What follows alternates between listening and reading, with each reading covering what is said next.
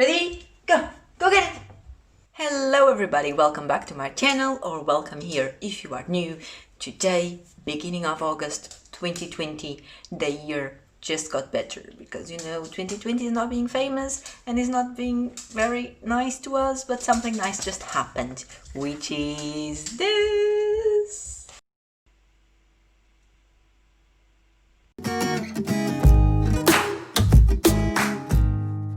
This book got released yesterday, people, but I didn't have time to read it, but I received it on the pre-order, so I received it yesterday, and it's just this light read that is basically Twilight, but from the POV of Edward. Now, why is it like worth 2 Twilights in terms of pages? Nobody knows, because probably Edward has lots of feelings, so the book just got very long. I don't know. You know how I'm doing that video series here on my channel of rereading the books that turned me into a reader? So far, I've read Twilight and I've read New Moon. My idea was reading all 4 of them before this one got released, but of course, me being the person that I am, I'm running late and I haven't read Eclipse and Breaking Dawn yet, but I do intend on reading those as well. So stay put here on the channel. Eventually those videos will come up of me reading those books and also watching the movies. But now this book just got released and I didn't want to postpone the read of this, even though I wanted to read them all in order, but supposedly this is just the first book, so it should be okay.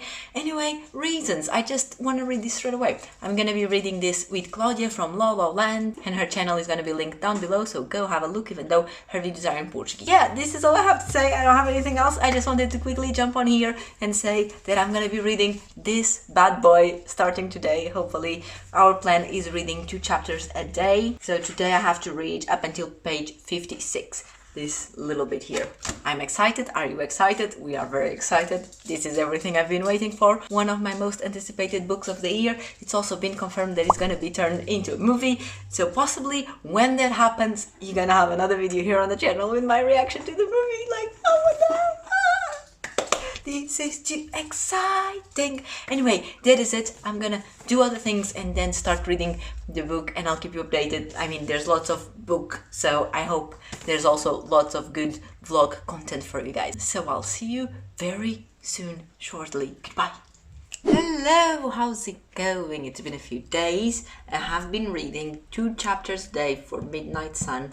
This is where we're at. It's page 248. Going on to chapter 11. We're making good progress with 2 chapters a day. The chapters are very, very big in this book. So I don't know, maybe another week or so when we should be done. My thoughts on the book. What do I have to tell you? I have to tell you that I'm loving this book.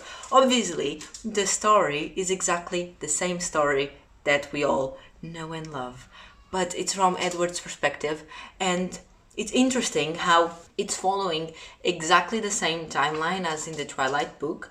I was afraid that it wouldn't, that it would like start when Edward got turned into a vampire or something, but no, it starts exactly in the same point where the Twilight starts, and it's following the exact same timeline as the first book, at least so far.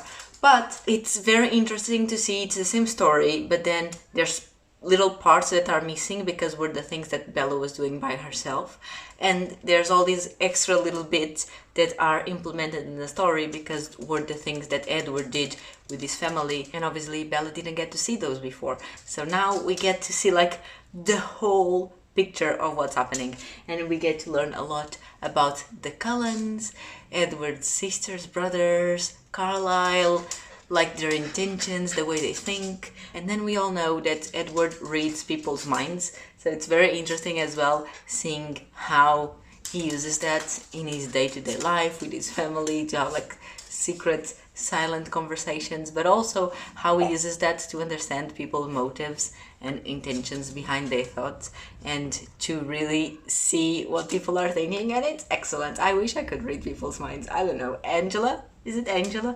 Yeah, Angela. She's such a bitch. Like, her thoughts about Bella, she's just jealous that she gets all the attention from Edward and all those things, but like, she's such a bitch in the way she talks, and she's so fake because she says one thing, but in reality she's thinking something completely different. So I'm finding this book very interesting, even though it's the exact same story. I'm finding it very complete, not boring at all. even though the chapters are huge and the book itself is huge as well, it's fun to be leaving this story. I don't know, it's bringing back the nostalgia. I love this story. I love these characters. I'm really enjoying it. That's all I have to say. Yay, yeah. I think that in one of the first clips I said that this book have been confirmed to be turning into a movie. But I don't think that's true. The book that was confirmed straight away was the new Hunger Games, the prequel. That one got confirmed straight away. But this one, I don't know if there's any news regarding that. I mean, I hope they turn this into a movie, especially because the book is so big that maybe they would do 2 movies. But will they? Hopefully not. It's exactly the same characters, right? So they would have to bring all the actors back, and now they're much older and they probably don't want to do Twilight again, but it would be excellent, wouldn't it? I wish this was gonna be turned into a movie, but I don't think we're gonna be that lucky. Oh no, poor us. I'm heartbroken. Anyway, that's my update. I'm gonna keep reading it at the pace of 2 chapters a day. As like I said, I'm reading it with Claudia and it's fun, and it's fun discussing the little things like, did you see what he said? And did you see that scene? Oh, fun girling. Anyway, so I'm gonna keep reading 2 chapters a day. I've read the chapters for today, so I'll pick it up again tomorrow and I'll keep you updated. Hello! So it's been a few days and I wanted to quickly jump on here to give you an update, even though I don't have much of an update to give you. I was supposed to have finished the book like last week or something, if I had kept reading the 2 chapters a day like I was supposed to, but then eventually, I don't know, life got in the way as always, and I haven't grabbed that book in like a week or so. I don't even have the book here to show you where I am. I'm maybe like 3/4 of the way in. So initially I was loving the story and revisiting the characters and Forks and all that atmosphere that I love, but now I find that the book is getting very repetitive. We're basically just following exactly the same timeline as Twilight, but through Edward's perspective and point of view, which is fun. We get to learn a little bit more about his family, but not that much. It's basically just his obsession about wanting to stay with Bella forever, but not wanting to change her into a vampire. He wants her to stay human, but like, if he does that, she will eventually die. And when he thinks in the future, he thinks of her as being 22 and not as being 80. Because he's like, yeah, when she's 22, we'll still be together. But like, that's weird, because what about when she's 80? She's still gonna be dating a 17-year-old boy? No, and then eventually she will die, but he keeps saying that if she dies when she's old and whatever, he'll just kill himself. But what about all the things that can happen, like car accidents and diseases and just things in general? So it's not possible. And Alice keeps telling Alice, but I've seen it in the future. I've seen she's a vampire. I've seen it. And Edward is like, no, the future can change. But why would you want to change that future? I don't know. So I find it very repetitive in terms of following that Edward's drama that has literally no reason to be, because it's a stupid drama. Then another thing that I wanted to mention is that even though it is following the same exact timeline as Twilight, it moves much, much slower, because when we follow Twilight and Bella, we have her day and then she goes to sleep and the day finishes and maybe there's like a little bit more about it, but then we move on to the next day. But on this one, following Edward's perspective, obviously Edward doesn't sleep, so we have the same exact things that happen on Twilight, where they're together in school or they go for the drive and whatever, and then at night it's just Edward staring into Bella when she's asleep and having all those dramas and all those mental exercises that I was telling you about earlier. So it's getting a bit repetitive, I'm getting a bit bored out of it, but I will still definitely be finishing it, and I wish I had already, but I hadn't had any time to keep reading it. But I do want to get back on it and see if Stephanie Meyer somehow manages to get it around, or if it's just going to be boring all the way through. Right now I would say this is probably a 3-star book, 2-star, I don't know. I still love the characters, but I hate boring things, as you know, and I hate reading boring books, and this one is definitely leaving me boring and not making me want to grab it. I don't gravitate towards that book, which when I think about a rating for a book, I also take those things into consideration. If I don't really want to read it, then my classification for it is not going to be very high. Hello, it's now been 2 days since I finished the Midnight Sun book. I've been wanting to come here to give you the final update, but I've had no time, but we're finally here, so let's do it. Let's talk about my final considerations about this book. I'm just gonna say it straight away, because I also think I mentioned in some other clips that I'm extremely disappointed with this book. I was going into it loving it. you've seen my reaction initially, the first few chapters.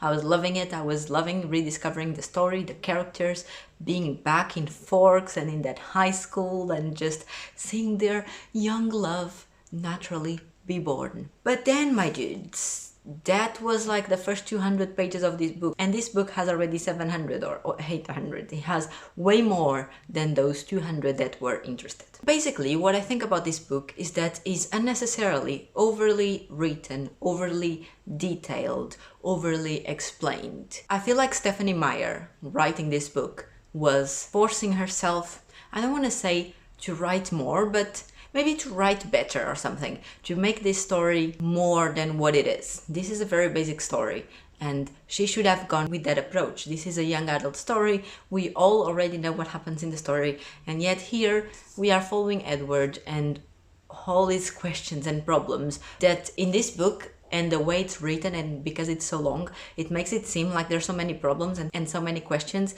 and his life is so difficult, when in reality he has one problem and one problem only, which is he wants to stay with Bella forever, but she's human, so she's gonna die.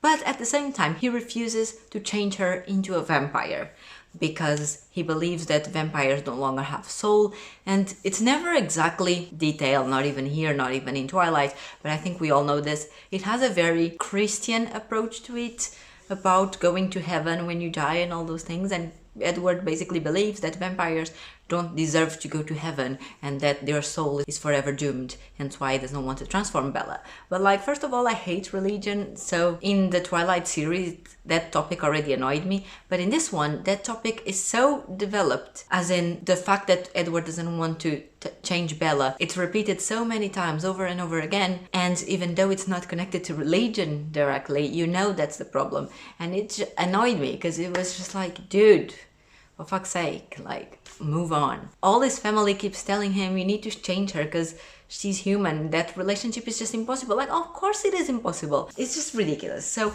it started annoying me because Edward, that was all he could focus on. All these 700 pages is about that, about how Edward wants to stay with her forever, but not really, because he doesn't want to change her. It annoyed me so much. It disappointed me so much. It's so overly described, like all Edward's ideas, they're so overly analyzed, and yet the idea itself, it's such a flat thing that there's nothing to overanalyze there, so it's just overly done at the end. So these were my final thoughts of this book. I ended up giving it, I believe it was 2 stars on Goodreads, and I even wrote a little description. I'll put it here on the screen, but you can go on my Goodreads and read the full review. It's like 2 paragraphs or something that I wrote about this, and it was basically just a mini rant of me and how disappointed I am with this book. So go read it if you're curious.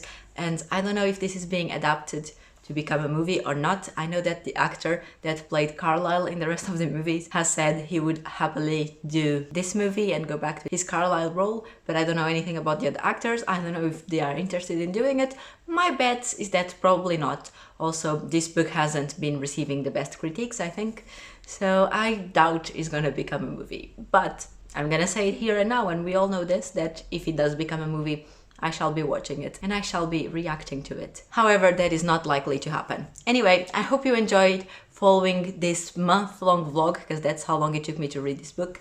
I hope you enjoyed following me around and my thoughts on the book. All those things, let me know in the comments if you also read this book and what your thoughts were, and I'll see you very soon here on the channel with another video. Bye!